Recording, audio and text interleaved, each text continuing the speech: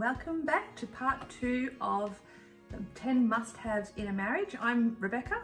And I'm Damien. And we are Cherish Marriage Ministry. So last week, if you haven't watched it already, we did the first 5 most important things in marriage. And this week we're going to finish off the conversation with the remaining 5. So if you haven't watched it, be sure to jump back and watch the previous episode. So we're in the number 6 most important thing now, which is your favourite topic. So you can talk about it. You'll never guess what it is. Sexual intimacy.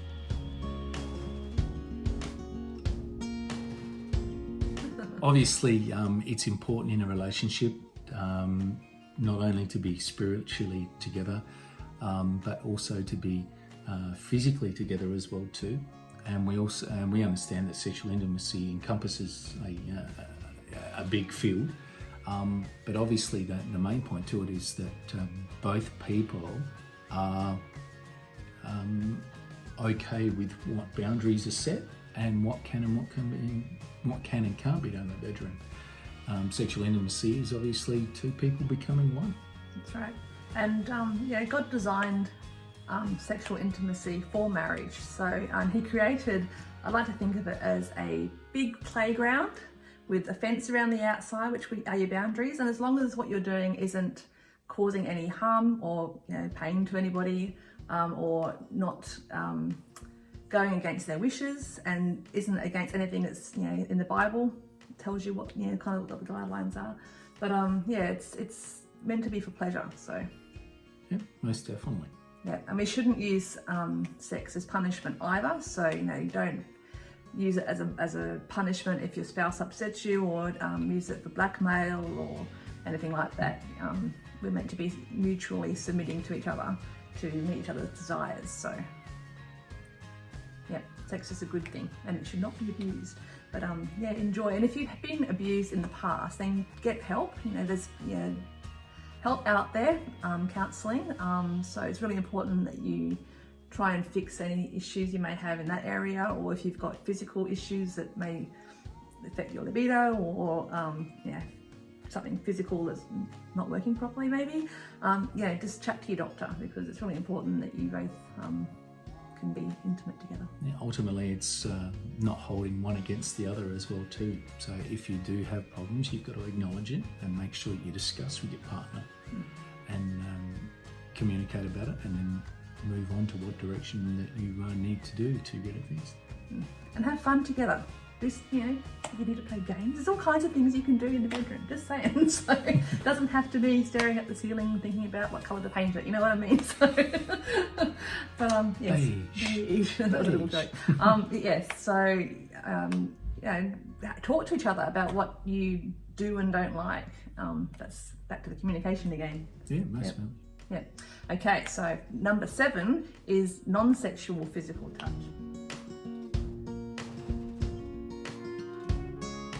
Because as much as physical intimacy is really important, the non-sexual intimacy is very important as well. And ultimately, we know that sexual intimacy isn't turned on and turned off like a tap. It's the case that it goes on for the whole day. And I know that one of my love languages is physical touch. So I know that it's not always about the sexual intimacy. It's about being able to walk through a mall holding hands with your wife. I know that when I leave early in the morning, it's more the case that I'll give my wife a kiss on the forehead as I'm walking out the door. So it's non-physical sexual intimacy, that type of touch is also important. And it sets an example for your children as well too. Obviously you get the children go, don't do that. But obviously showing affection to your wife or your partner, it's more the case that by doing those little things, it just shows that you do really, really care. Yes, it's the little things. Like I'll walk past you in the kitchen and I'll squeeze his bum, or give him a bit of a shoulder rub. It's just it doesn't have to lead to anything. It's just meeting his love language, because it's not necessarily my number 1 love language, but knowing it's his, just a little pat on the leg when we're watching telly, or it's the little things, a little cuddle here and then. So it's really important, and it's part of serving each other. So because I know that's Damien's love language and we're meant to serve each other, I will do that for him because it makes him feel good and loved. And it's really important to know each other's love language, just on a side note, and we'll talk about those another week. Yeah. And of course it's only going to strengthen your marriage as well too. So that way each spouse doesn't feel like it's just about the bedroom, it's actually about what happens during the day and showing affection. Yeah. Showing love and connecting in that way rather than just when you're intimate with each other physically. Yeah. Okay, so number 8. Trust. Another big one.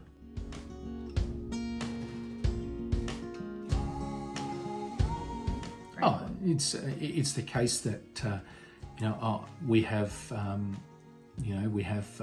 open phone rule. I know that Beck's got my password to my phone, and I think I remember your password. I have to keep changing mine because the kids keep working it out. but it's more the case. It's things like that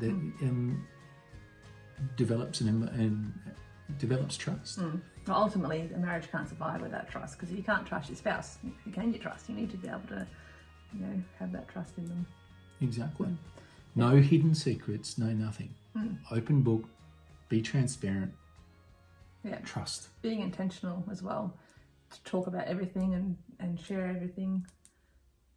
Where you're going. It's not a control thing. It's more about letting them know where you are. Being accountable, I guess, is one way of putting it. But it reinforces security and strength in your marriage if you can trust each other. And of course, if you talk to any female within a marriage relationship, the main thing that they need security. Yeah. So, and obviously security is a byproduct of having trust. Yep, that's right.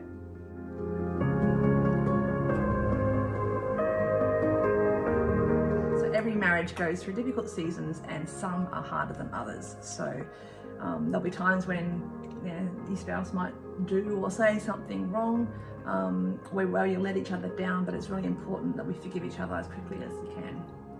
Well, ultimately, the Lord died on the cross for us to forgive our sins. So if it's good enough for the Lord to do it for us, it shouldn't be any issue for us as well too. I think forgiveness doesn't mean that you're saying that what they did was okay. It just means that you're willing to move forward and pursue healing in the relationship and sort of let that go. It's not saying that what they did was fine.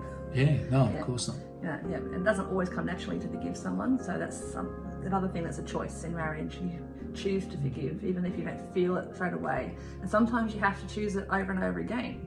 But doing this will create inner peace and it will preserve your marriage long term, I think, and your family. Most definitely. So I think forgiveness is very important, and it's biblical as well, because we're told to forgive others. So, yeah. So, what do we have now? Foundation of faith.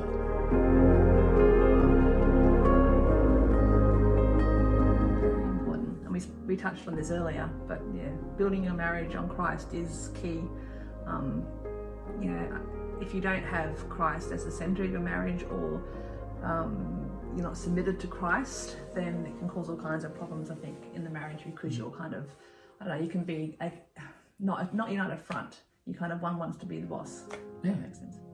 Oh, well, no, obviously no one relationship. There is the boss, there's obviously leadership roles that we need to take on and so on. But ultimately, when it comes to the big decisions, I know that Beck and I, we both, we pray about it to the Lord, okay? And the reason why we do that, having faith in the Lord, we know that He will come up with the best way to achieve a result. Yeah, I think it's important to share your faith too. It's, obviously it's harder if one of you doesn't have a faith. That can cause all kinds of issues as well. But if you do both have the same faith, you share the faith, I think it's important to you to pray together. Perhaps you can do devotions together. I know we've done we've done couples devotions, and we've done sort of general Christian devotions, sort of Bible-based devotions, but doing devotions together. Yeah, even around the table with our children, doing devotions as well too. We find it important, and it also gives them a chance to reveal where they're at in their faith journey as well too. It makes points, and if there's questions that need to be answered, obviously we can refer back to the Bible as well too. But faith is very important inside this house. It's one of the things that keeps us going. Yeah, having that faith, sets the standard of the home and our relationship as well, because we have kind of a guidebook, as you were, to help us do the journey as husband and wife and as parents. So without that, I don't know how I would go actually. Make your own rules up. So if you do have a shared faith, try and pray together. Sometimes it's really hard to pray together. I think sometimes we can tend to find it easier to pray on your own. I know early on I had an issue with praying out loud, not just with my husband, but in general. But praying together is important. Praying over your children, praying over your marriage, just praying over situations, but giving thanks as well. I mean, that's the most important. Thanking, even though we can face all kinds of difficulties, whether that be health-wise or financial-wise, it's important to both recognise together the things that the Lord does for us. So it's about being thankful in the good times and in the hard times. It's being thankful. So there you have it, guys. That's the 10 must-haves in marriage. So thank you for watching. We will be back with another episode. I think next time we may be talking on the 5 love languages. So that'll be a fun discussion, because it's one of my favourite things to talk about. It's very important. So be sure to come back. And if you'd like to go back and watch any other videos, we have some date idea videos up on our website now. So be sure to go and check those out as well. But yes, and we're going to have some guest speakers as well coming up. We have some pretty awesome couples lined up to come and chat to you guys as well. So stay tuned. Then the good thing about that, they'll be sharing about their journey in marriage as well too. So thanks for watching, and we will see you next time from Cherished Marriage Ministries. Bye.